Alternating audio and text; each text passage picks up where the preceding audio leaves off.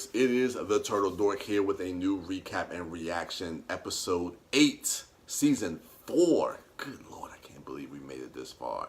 This was a fun one. This is The Mountain and the Viper, or The Viper and the Mountain. Can't remember which one it was called, but it was directed by Alex Graves. Let's go ahead and get into this, man. I'm Turtle Dork, Disco Dork. You should know us by now.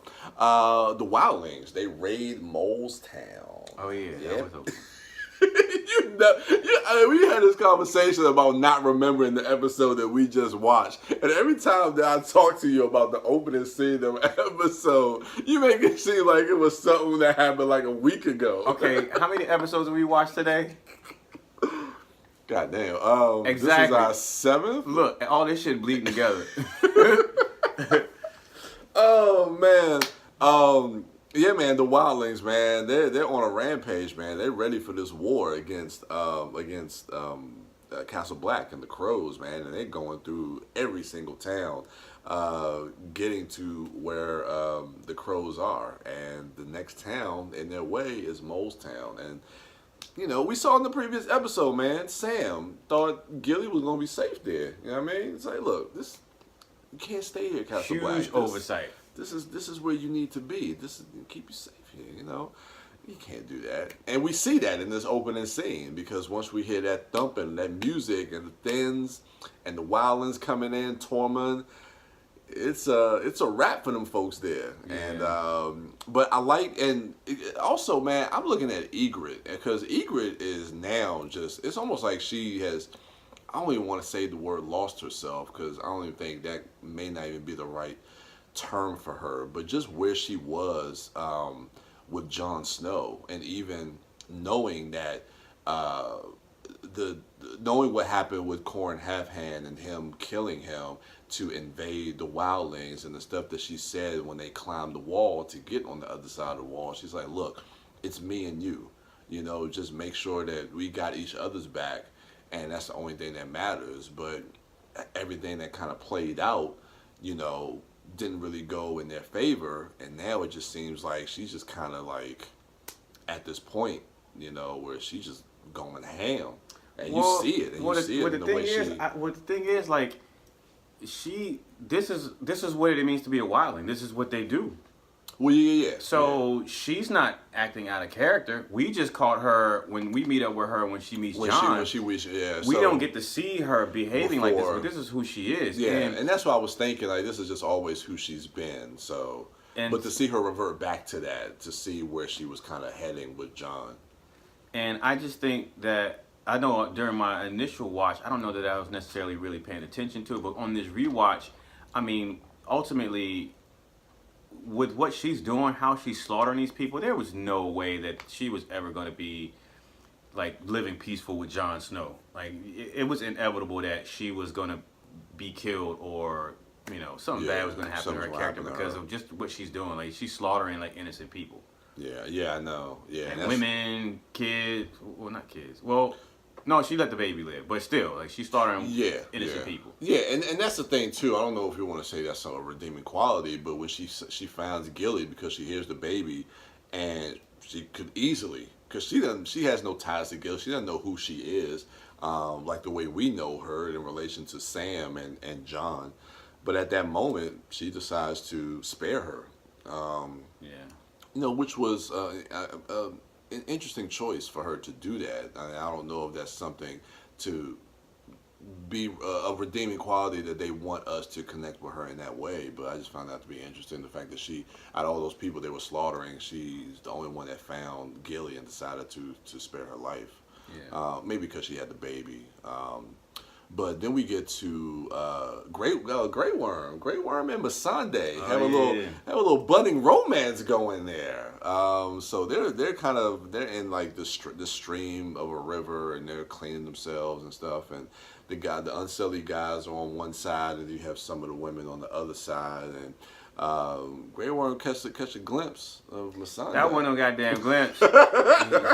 First, she was squatting down, butt ass naked. Then she stood up so he could see the whole package. Yeah. She made sure that he saw the whole So package. that wasn't no glimpse. That was yeah. So he got a good look. He got a real good look. We all got a good look.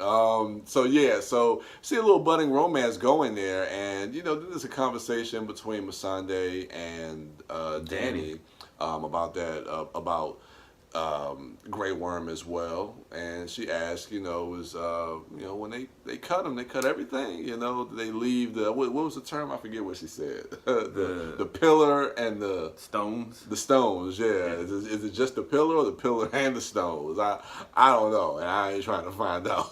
But yeah, man, I just thought this whole sequence, and then there is a moment between Missandei and Is it back to back to back? They're all back to back. Okay. Yeah, right in the beginning. So when Missandei and Grey Worm are able to have that little exchange, I just like to see, because we ultimately know where that relationship is going to go, and to kind of see the beginnings of that, I thought was really, really cool. Yeah. Theon at Mo Kalen. So he's going to take Mo Kalen for Ramsay.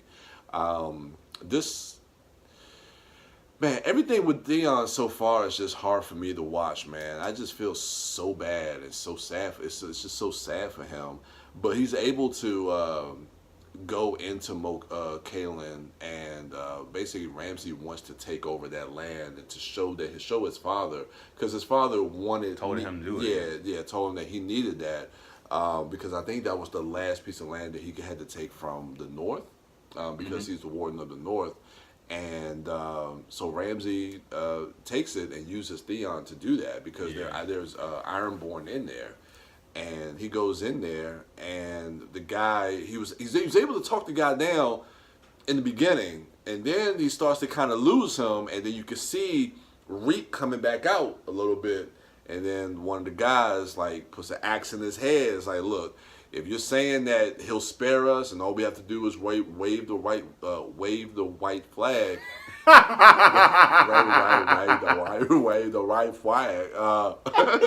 can't talk, man. Them W's and R's, man. Let the right one in. I don't know. Let it wave. Stop. Just let it go. You got it. They know what you're trying to say. You're doing it to yourself, bro. Anyway. But yeah, they decide to do that. But of course, Ramsay is not going to let them go home. Yeah. And they're flayed. Oh God, man, I can't. That shit, cut. I don't know, man. Anyway, all that shit. Let me know what you thought. What do you think of Theon and that whole thing with Ramsay and how that played out? I don't know. When he tells him, not even in this episode, but in the previous episode, when he was like, there's something I want you to do for me. I want you to pretend you're someone you're not. I want you to pretend to be Theon Greyjoy. Yeah. And then he tells him, basically says, I want you to go in there acting like you're Theon Greyjoy, giving him this ultimatum. And so I'm like, because at this point, he is Reek, right? So even just his behavior, I'm like, how the fuck is he going to snap out of that shit to appear like a normal person? Exactly. And he kind of does it, and I don't know how I feel. I don't know if I buy that. Because how they broke him. Really, it's how Alfie Allen plays Reek. That particular scene? No, I mean just pure his Reekness. Okay. He's so convincing as a person who's psychologically snapped. He's gone. It's hard for him to kind of act like a normal person, a normal functioning human being. Yeah, but I mean, I guess it kind of works in the way. I guess it kind of works in the way they don't draw out him having to be in that way for too long, because immediately the guy is, firstly he is half hearing what he's saying, because everyone's sick now. They're getting all they're not eating, and the dude's falling over, and Theon gives him the ultimatum, but the guy ultimately ends up spitting in his face, and the scene plays out. But I mean, I thought it was interesting because for some reason my recollection of how this transpires and what ultimately happens to Ramsay, I thought that Ramsay was going to get denied his reward. Oh, right? Okay. So, but he doesn't, and because he doesn't, it plays because of Theon, he gets his name, and I don't know if his father even knows that that was the plan that Ramsey used. I think his father's under the impression that Ramsey went in there maybe and did it. Okay. I'm not sure. Yeah. Or did he say? Because remember in the previous episode when his father was Roose was mad at him for doing what he did to Theon because Theon was like an important bargaining chip. Exactly. But Ramsey was like, no, but I got him wrapped around my finger so much that he's stupid loyal. Like, watch this. Yeah. So maybe that was maybe Roose knew that he was going to use Theon. And Ramsey was using this as a means to prove his point. Like, yo, we can trust him. I got him. He's one of us, basically. But like that entire sequence, like I had forgotten that. Did we see Mo Caitlin prior to this? Like, because that location. It looked new to me. Yeah, I remember they were referencing it earlier in this season when they were talking in that scene you were just referring to with Roose Bolton and him and how he was talking to Ramsey about how they needed to use Theon as a bargaining chip because he mentioned Mo Caitlin then. But outside of that, I don't remember hearing anything about that unless it's been referenced. But I don't think we've actually seen Mo Caitlin like this. Yeah, and so the Ironborn is funny because they're splintered actually, and I'm just wondering if the whole Mo Caitlin, all the Ironborn that were there, if that was also because of Theon, because remember Theon brought the people to Winterfell. He brought the Ironborn to Winterfell to tear Winterfell down, burn it down, and take it over. Yeah. And did those same people then move over to Mo Caitlin? Because what happens, they end up conquering Mo Caitlin and taking over. Yeah. But because they had no outside resources or more help for Ironborn, like you had famine setting in, disease, and all this other shit in there. So it was like they took it over, but they were in a bad way. And so I guess the Boltons took advantage of that, and actually it was the people who were there who were like, "Yo, we're sick. We need to go home. So let me kill this guy in the head who doesn't want to agree, and we'll agree to your terms and surrender." But like you said, they get flayed. They definitely get flayed. These next two scenes are really big scenes. Let's talk about Sansa defending Baelish. Interesting scene. Now, who are those people that they were talking to? I wasn't familiar with. I know one they said Lord Royce, and I can't remember the other lady's name, but I don't know if there was some type of council that was kind of overseeing the area or like that area, but or they were working with Lysa or part of that house or that kingdom, but he's basically testifying in front of them, trying to figure. They're trying to. I guess question him as far as what happened. I mean, the shit does look suspicious. Like he arrives there, and then 3 days later they're married, and then like right after that, like she dies. So I mean, that really does look suspicious. Yeah, and I understand. I just didn't know who they were. That's all. Shit, I still don't know who the fuck they are. But so they tell Sansa to come in because they want to question her about what happened, and then she comes in and she's kind of. I mean, she's like Shay during fucking Tyrion's trial by jury, and she's telling the story, and I don't know if she's talked to Peter before all this stuff happened or if she just came up with this on her own, but she's telling the story, and Peter is looking at her like that's why he looked proud, like he's proud. No, of he her. was shocked. He was shocked, but that's why I think that they didn't talk beforehand and come up with this story because when she starts telling, he's like, "What the fuck? Like I didn't." Damn, I'm surprised she's making this shit up. Like, we didn't talk about this. I know. And, I mean, I don't know. I mean, but a little bit of proudness, I think, too, because, we always see them talking about, the people of King's Landing are good liars, and Sansa's never really been a good liar. And in this moment, she's able to lie and to convince these people of the story of how her aunt got killed. So, But I also think she's not just lying to convince those people. I also think she's lying to convince Peter. I was thinking that too because I think she already knows. You remember her face in the later scene when he enters her quarters? Yeah. When she was like, "I know what you want." Yeah, and I'm thinking too from last season because that's what they used against Peter to basically execute him. Yeah. So I'm thinking like. She's seeing this and she's keeping all this. She's like, okay, let me save this for a rainy day when I'm gonna need to use this to either benefit myself, protect myself, or whatever the case is. And it comes back. It comes back handy that we just saw in this past season to to Baelish's demise. Spoiler alert. But yeah, so I thought that was an interesting scene to see that. She's But playing the game. yeah, She's that's what I'm playing the saying. game. Like everything is the long game, and we see it season 4. And like I said, we're going to start seeing these changes in Arya, and I think it's starting here. You mean Sansa? I said, gosh, yeah, Sansa. But it's starting here from the moment that she was doing that. I think more so to protect herself when she was in King's Landing. But from the moment she left King's Landing, we're going to start to see that transition in Sansa, and it's going to be fun to watch that. Okay, departing for Jorah. So let's get into that whole thing with Dany. Shit. Yeah, with Dany and Jorah. So there's a letter that comes to Barristan Selmy that shows the pardon from Robert Baratheon that was signed the year that Jorah met Dany. So this is an old letter. This is not something that was recent. So it's very, very suspicious. So Selmy goes to Jorah straight up. He says, I wanted to let you know man to man and not go behind your back before I take this to Dany. So is this true? Like, were you pardoned in order to be a spy for the Lannisters or the people of King's Landing?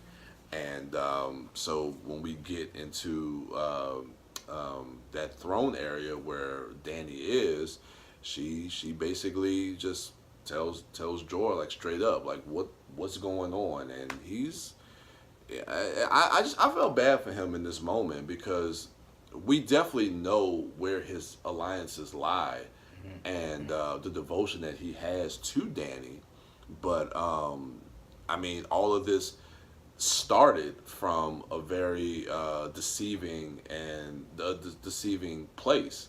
With him being a spy, and he says that he was a spy for Varys, and so he was sending information back and forth to Varys and everything that has happened, whether it be the fact that she was pregnant with Drogo's child, and everything else, and then like when the guy tried to poison her, like he knew that was going to happen, but he ended up saving her, and I don't know, man, it was just heartbreaking to see that because we know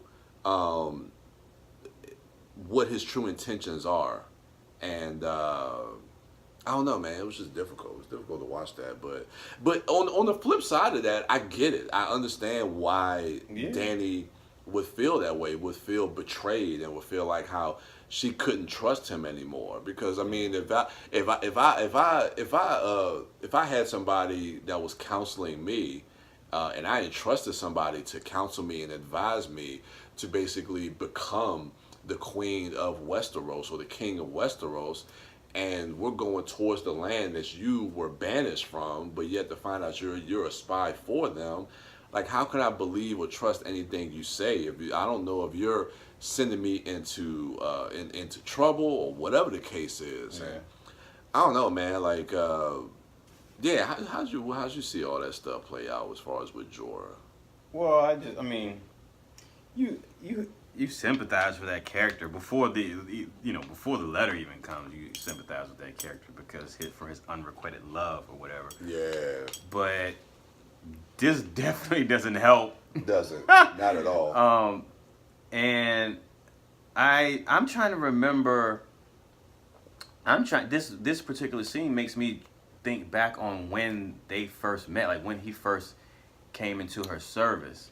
Yeah, I don't know from the time we saw Dany if Jorah was already with her. Yeah, I'm not sure, but I mean, it is sad, and specifically because of the way that actor plays that scene. He's really good in that scene. He really is. But to me, it wasn't that bad knowing that ultimately he's going to be back in her good graces. Exactly.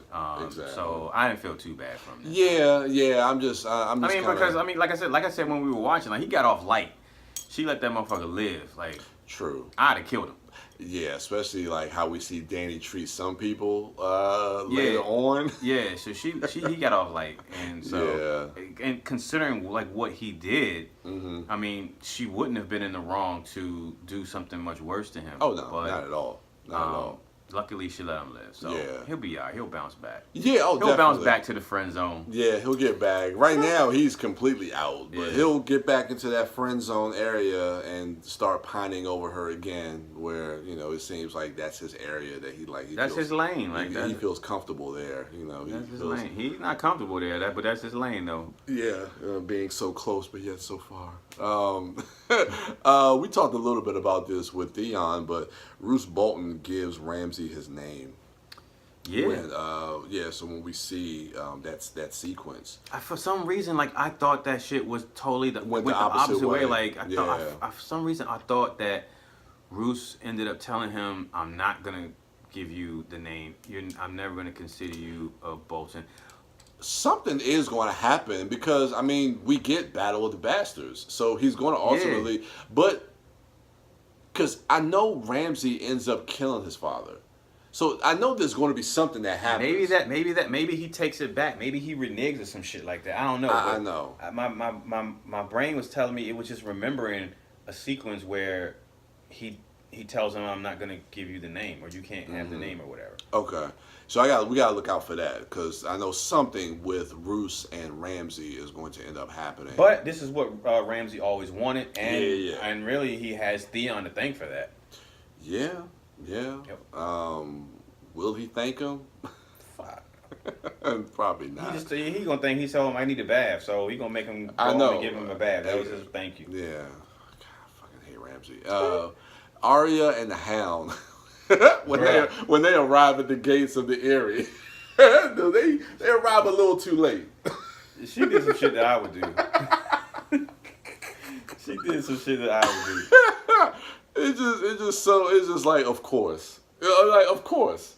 So they get to the gates, Of and Arya introduces herself. I'm Arya Stark.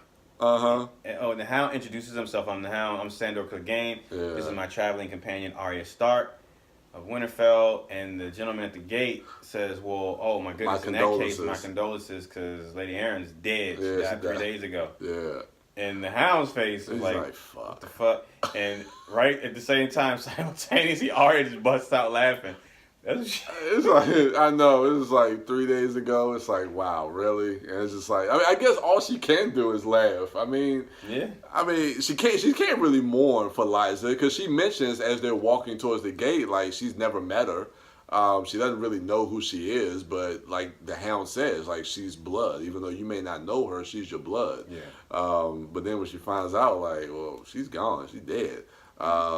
She's just thinking about the Hound. Like she's just laughing at the Hound. Like I know. All He was trying to get, like, get yeah, the silver. yeah, All the shit that they went through was for naught.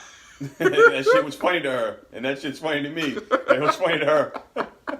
Oh man. All right, one more point before we get to the Viper, the battle, the trial by combat.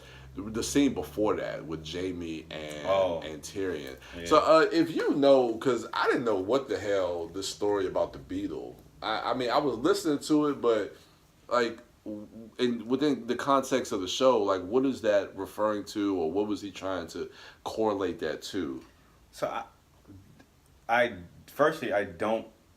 didn't remember this. Actually, when I watched it, I was like, okay, I remember this conversation, but I don't remember having an understanding of it when I initially saw it. This go around, as the story is being told, I'm trying to think, okay, where is this going? Where is this going? Yeah. Tyrion talks about a cousin who was dropped on his head when he was an infant, thus, him being dumb or slow. And one of the things he would do is incessantly smash beetles with a rock. Yeah. And he was teased about it at first for a while, and then Tyrion became obsessed as a child, like trying to figure out why he's doing it. So initially he asks him, and he doesn't get an answer. So he would spend hours and days and long periods of his life, like watching him, trying to find an answer. But ultimately, he never found the answer. So he asked Jaime, like, and you can see that it's something that he's just compelled to, keep pondering. He needs it. He needs to know why this is happening. Yeah. And Jaime doesn't have an answer. And Tyrion is like, it's this poor. He's sympathetic towards the beetles. These smaller creatures, these things like countless of them have countless Beatles have just been dying. Like for what? Like what's the reason? And the way I look at it is someone saying, you know, if there's a God or whatever, why do innocent people die? Like why are babies die? Like why is senseless killing? Like even in the context of the show, all the seven gods or whatever that they worship, like why do they let the things happen to us that happen to us? Like I need to know why. If Terry's about to die, he's thinking he's about to die, and he needs to know. He wants the answer to the ultimate question, like what's the reason for all this shit? And also, it could be looked at as Tyrion viewing himself as one of these Beatles, That's what I was just thinking. constantly just being pounded in life, like just you know having continuous opposition and just being beaten down, literally and figuratively. And so him wanting to know why me, why is this happening? What's the purpose? That was my takeaway as far as like what I was getting from that conversation is maybe he was relating himself to the Beatles that were being smashed, but I guess maybe I was trying to see it from a different perspective. But as you were talking, I was thinking that's probably the way that I would see it, is that he sees himself as the Beatle constantly getting smashed by all these different people. And you can kind of see that throughout the course of the series, like where we are, by everybody in his family. You just feel like he's just constantly getting beaten over and over again, especially at this moment where it feels like this is the final rock that's going to have the final smash. No, that would be Oberyn's head. That would be Oberyn's head. Great segue. So let's go ahead and segue into the final scene with Oberyn, who we can say our final farewell. The fuck is wrong with me with these R's and W's? No, what the hell? Farewell, Jesus. God damn, Pedro Pascal. He had a great run. He on the show. So yeah, man, let's get into this fucking battle between the Viper and the Hound. It starts out cool. It starts out real. I mean, and you know, like Oberyn is doing some fucking like ninjutsu, fucking twirling. He's a beast. You know, Salat. You know, thinking who directed this? Gareth Evans. What the fuck is going on, man? Like he's doing some crazy stuff, but he's a beast, man. He's doing his thing, and he's able to get the mountain on the ground, you know. And I remember the first time watching this, rooting so hard for him because understanding that vengeance that he wants for his sister. But you know what though? It clouds the judgment, like revenge and anger and all that shit. All that clouds stuff clouds. Judgment. Like it goes back to that thing that Varys was saying. Like if you want your revenge, like real revenge, you need to be patient, right, and get it in the right way. And granted, it's been years since this happened to Oberyn's sister, and it feels like this is the right opportunity for him. But in the way that he was doing it, like he let that he wouldn't. He had him down, like you said. He had him down. He had a spear in his goddamn torso, and he wouldn't just end it. He wouldn't just let it go because he wanted him to say her name, his sister's name, right? But he's like, "You'll say her name before you die." And I mean, you're right. He could not end it, and he could have ended him right then, right then and there. But like you said, it's just like that. I don't know what you want to call it, ego, hubris. At that point, it's really not even about his sister and his nieces and nephew or whatever anymore. That's his own self satisfaction. Like he needed the satisfaction of hearing him say that. Yeah. So when that happens, like I said, it just skews your vision and clouds your judgment, and he made a bad call, and that ultimately led to his demise. Got too close, and the mountains sweep the leg. Got him on the ground, man, and fucking did that one punch. All his teeth got knocked out. I forgot that. I forgot he knocked all your man teeth out. No, he got his molars, everything with one punch. He gave that motherfucker a root canal with his fist. He knocked all his shit out. I didn't remember that. I didn't remember him knocking all his teeth out. You were right. You commented that it's like even if he didn't kill him, he was gonna have a bad go of it. Like they didn't have like false teeth back in them days. I don't think they had like dentures or whatever. Yeah, or even if he just decided to not crush his head, his eyeballs were gone. Oh yeah. Like, oh yeah. You guys got it. You was so fucking squeamish, man. I'm telling you, it wasn't that bad. Like, the way we was hyping it up, the way we was leading up to this episode, and the way you was like, oh man, like, he crushes his head. Because it's been a while since I've seen it, like, I'm just picturing, like, based on your description, like, it's gonna be some really graphic shit. Like, they really didn't even show anything. Yeah, you see his thumbs kind of go in there, but, like, when he crushes it, it's like a profile shot. You only see, like, blood come up. Like, you don't even get to see his head pop. I mean, you see the aftermath, but... You want to see the actual pop? Yeah! I want to see the head explode. You know I like... Look. Yeah, man. I like head explosions on TV and movies. I get it, but Jesus, boy, yeah, man. You can have that, but I mean, but it was still good. I mean, I enjoyed it. Red Viper's out of there. That's but also now you got to talk about the reaction to Tyrion's reaction, Jaime's reaction. Yeah, and Cersei. And, yeah. Oh God, Cersei. Oh man, Cersei was just sitting back. Like after he swept the leg and he was like starting to crush his head. There was a shot. There was like a rack shot of you see the mountain and then Cersei in the background, and she just back there like. Yeah, this is why I chose this motherfucker. And oh man, she just had that smug look on his face because for a moment, Tywin and Cersei were a little bit scared. Yeah, you know, they were like, oh shit. But yeah, and then fucking Tyrion's reaction, he was like, you got, I can't believe this.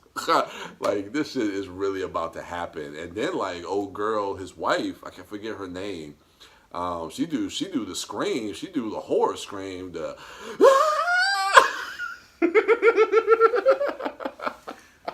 what'd she do?